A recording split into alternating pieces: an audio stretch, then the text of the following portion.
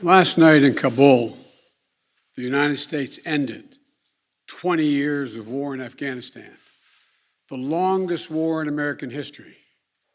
We completed one of the biggest airlifts in history, with more than 120,000 people evacuated to safety. That number is more than double what most experts thought were possible.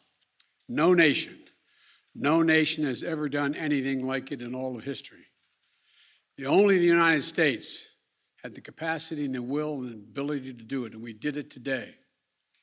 The extraordinary success of this mission was due to the incredible skill, bravery, and selfless courage of the United States military and our diplomats and intelligence professionals. For weeks, they risked their lives to get American citizens, Afghans who helped us, citizens of our allies and partners and others on board planes and out of the country. And they did it facing a crush of enormous crowds seeking to leave the country.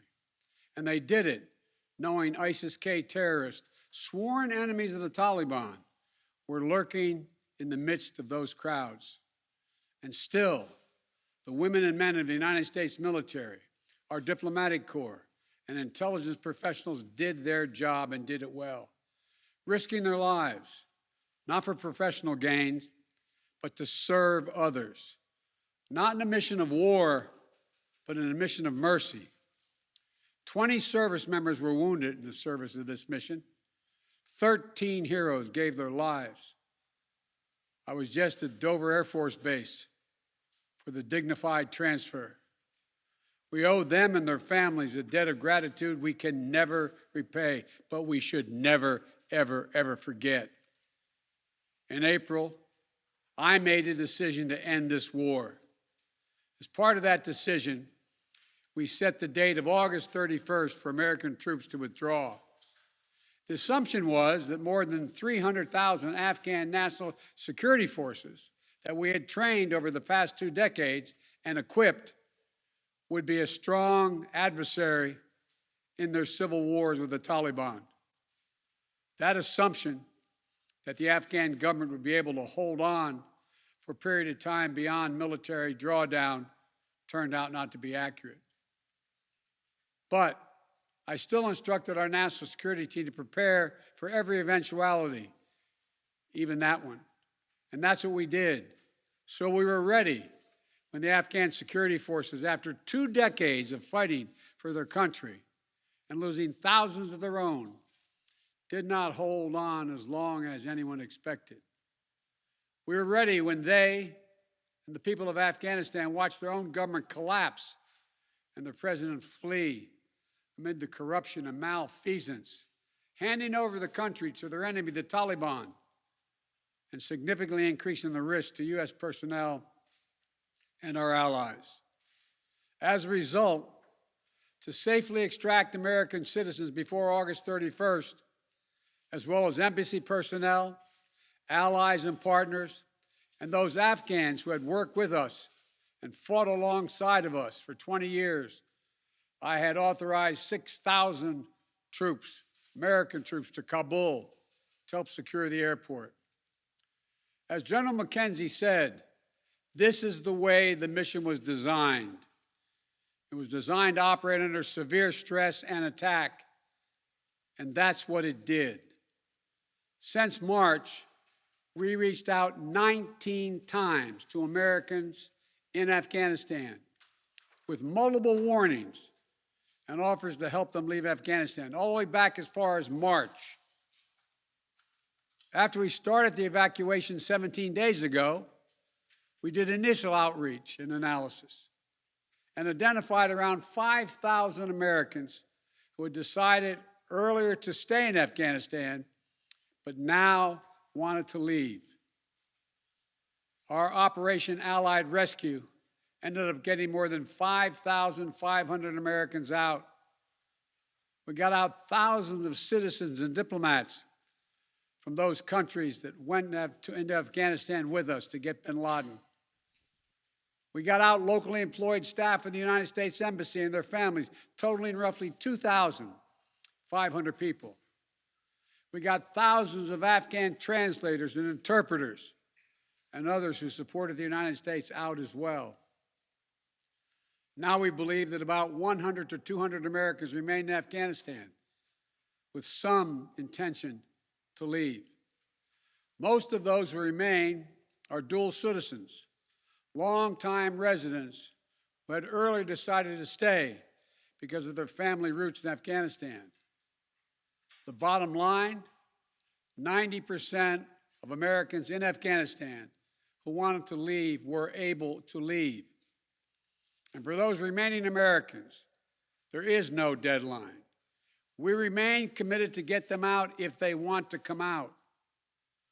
Secretary of State Blinken is leading the continued diplomatic efforts to ensure safe passage for any American, Afghan partner, or foreign national who wants to leave Afghanistan. In fact, just yesterday, the United Nations Security Council passed a resolution that sent a clear message about what the international community expects the Taliban to deliver on moving forward, notably freedom of travel, freedom to leave. And together, we are joined by over 100 countries that are determined to make sure the Taliban upholds those commitments. It will include ongoing efforts in Afghanistan to reopen the airport, as well as overland routes, allowing for continued departure to those who want to leave and deliver humanitarian assistance to the people of Afghanistan. The Taliban has made public commitments, broadcast on television and radio across Afghanistan, on safe passage for anyone wanting to leave, including those who worked alongside Americans. We don't take them by their word alone, but by their actions. And we have leverage to make sure those commitments are met. Let me be clear. Leaving August the 31st is not due to an arbitrary deadline. It was designed to save American lives. My predecessor, the former president, signed an agreement with the Taliban to remove U.S. troops by May the 1st, just months after I was inaugurated. It included no requirement that the Taliban work out a cooperative governing arrangement with the Afghan government. But it did authorize the release of 5,000 prisoners last year, including some of the Taliban's top war commanders, among those who just took control of Afghanistan. And by the time I came to office, the Taliban was in its strongest military position since 2001, controlling or contesting nearly half of the country. The previous administration's agreement said that if we stuck to the May 1st deadline that they had signed on to leave by, the Taliban wouldn't attack any American forces. But if we stayed, all bets were off. So we were left with a simple decision. Either follow through on the commitment made by the last administration and leave Afghanistan, or say we weren't leaving and commit another tens of thousands more troops going back to war. That was the choice, the real choice, between leaving or escalating. I was not going to extend this forever war, and I was not extending a forever exit. The decision to end the military airlift operations at Kabul airport was based on the unanimous recommendation of my civilian and military advisors, the Secretary of State, the Secretary of Defense, the Chairman of the Joint Chiefs of Staff, and all the service chiefs, and the commanders in the field. Their recommendation was that the safest way to secure the passage of the remaining Americans and others out of the country was not to continue with 6,000 troops on the ground in harm's way in Kabul, but rather to get them out through non-military means.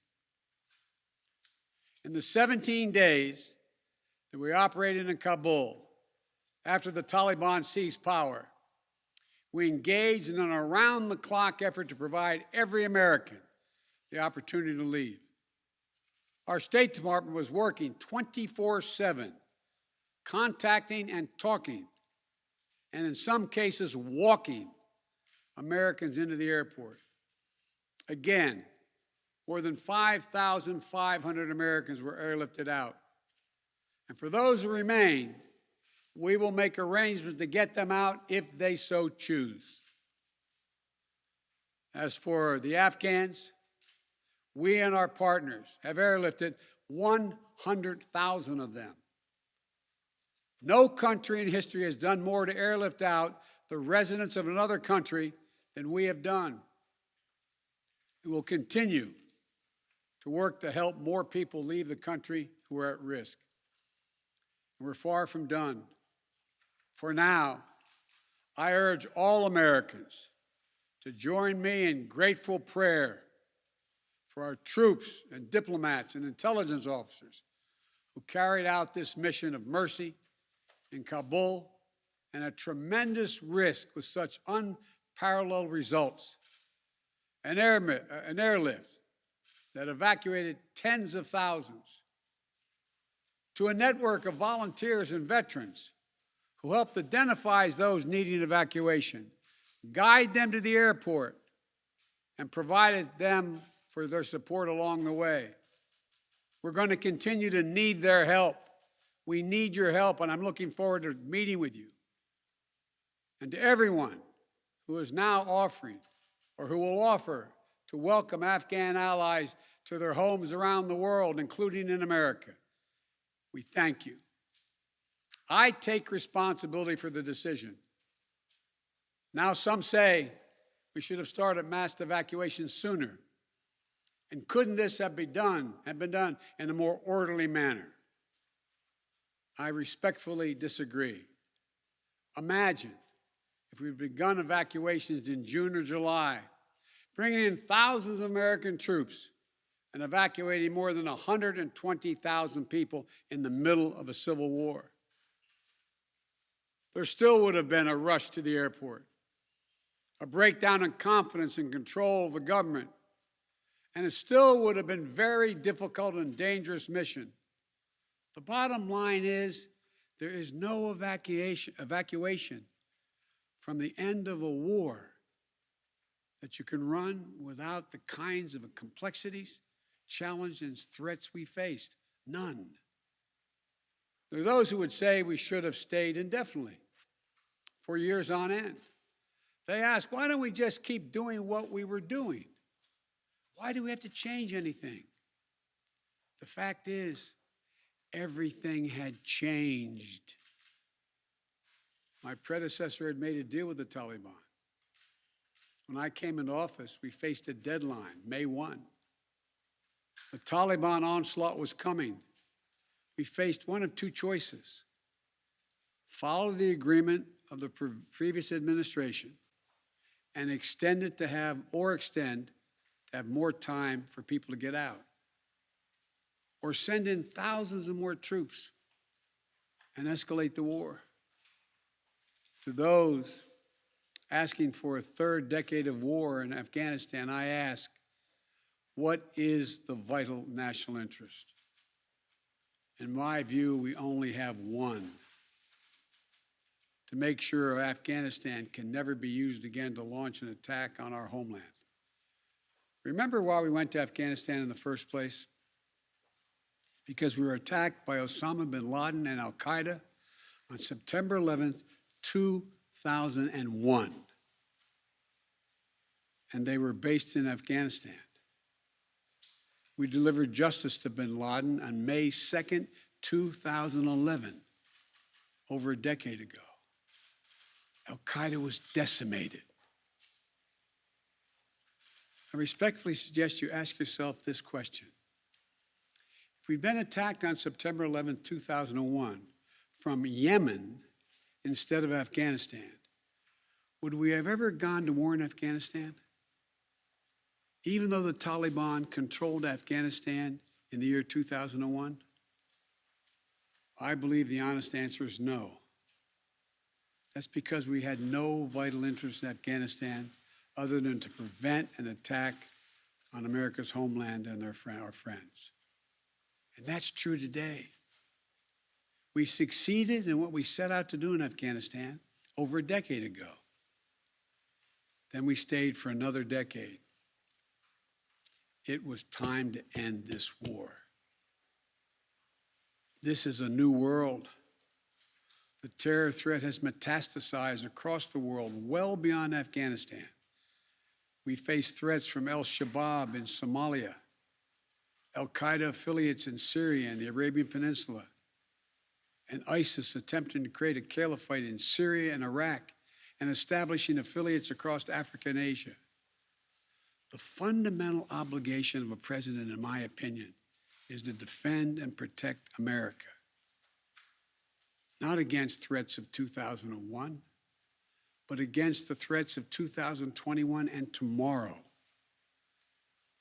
That is the guiding principle behind my decisions about Afghanistan.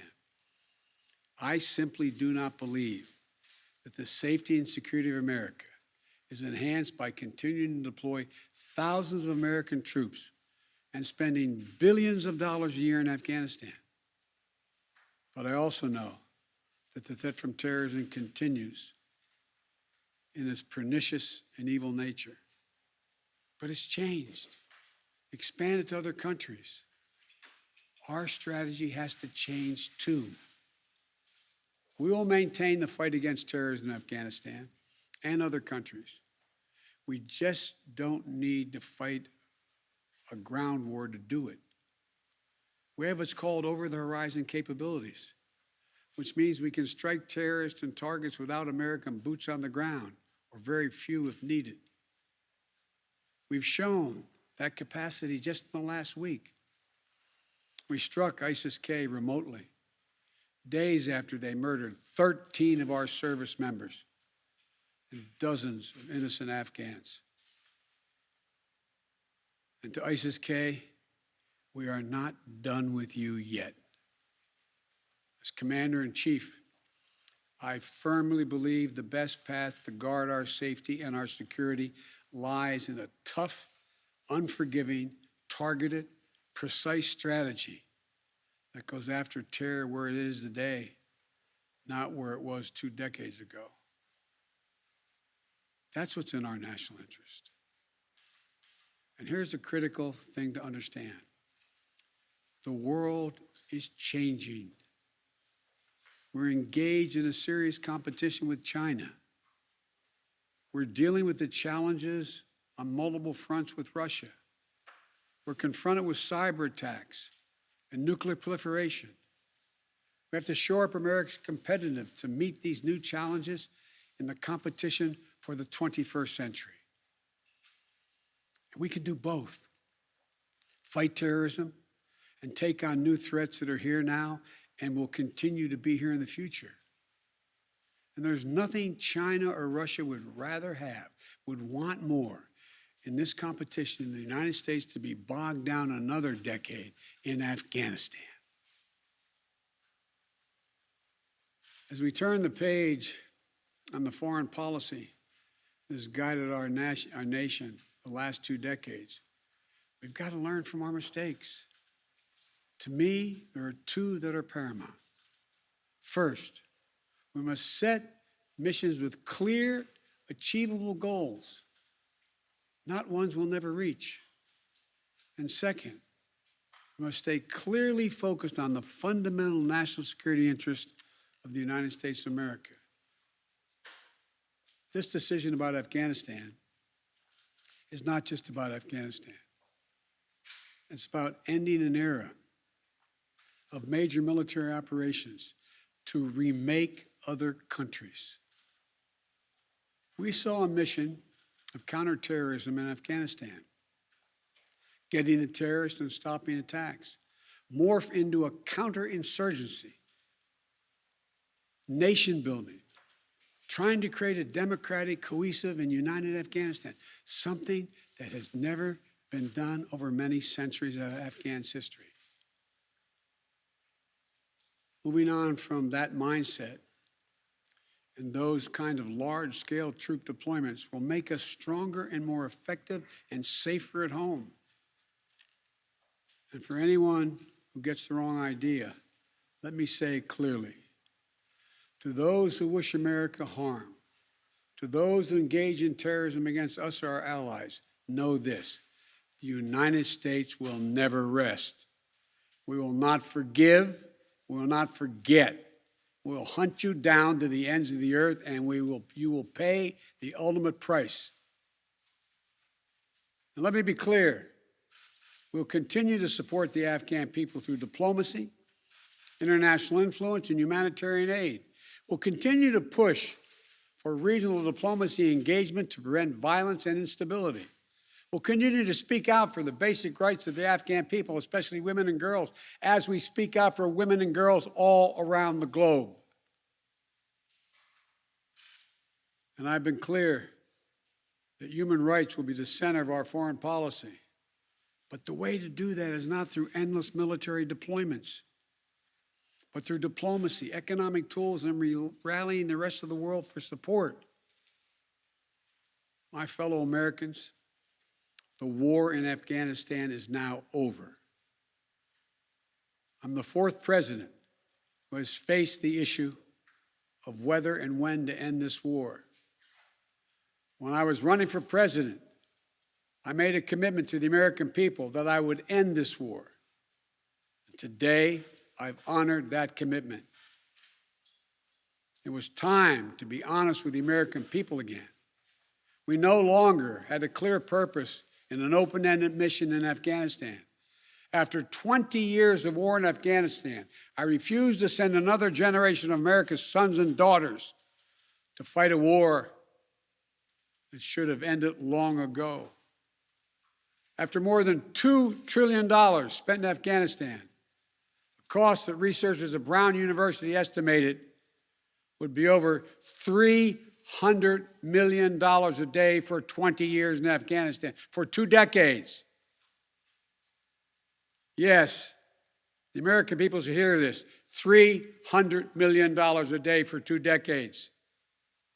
If you take the number of 1 trillion, as many say, that's still $150 million a day for 2 decades. What have we lost as a consequence in terms of opportunities? I refuse to continue a war that was no longer in the service of the vital national interests of our people. And most of all, after 800,000 Americans serving in Afghanistan, I've traveled that whole country, brave and honorable service. After 20,744 American servicemen and women injured, and the loss of 2,461 American personnel, including 13 lives lost just this week, I refuse to open another decade of warfare in Afghanistan. We've been a nation too long at war. If you're 20 years old today, you've never known an America at peace. So when I hear that we could have, should have continued the so-called low-grade effort in Afghanistan at low risk to our service members, at low cost, I don't think enough people understand how much we have asked of the 1% of this country who put that uniform on, willing to put their lives on the line in defense of our nation. Maybe it's because my deceased son, Bo, served in Iraq for a full year. Before that, well, maybe it's because of what I've seen over the years as senator, vice president, and president traveling these countries. A lot of our veterans and their families have gone through hell. Deployment after deployment, months and years away from their families, missed birthdays, anniversaries, empty chairs at holidays, financial struggles, divorces, loss of limbs, traumatic brain injury, post-traumatic stress. We see it in the struggles many have when they come home. We see it in the strain on their families and caregivers. We see it in the strain on their families when they're not there. We see it in the grief borne by their survivors. The cost of war they will carry with them their whole lives. Most tragically, we see in the shocking and stunning statistic that should give pause to anyone who thinks war can ever be low grade, low risk, or low cost.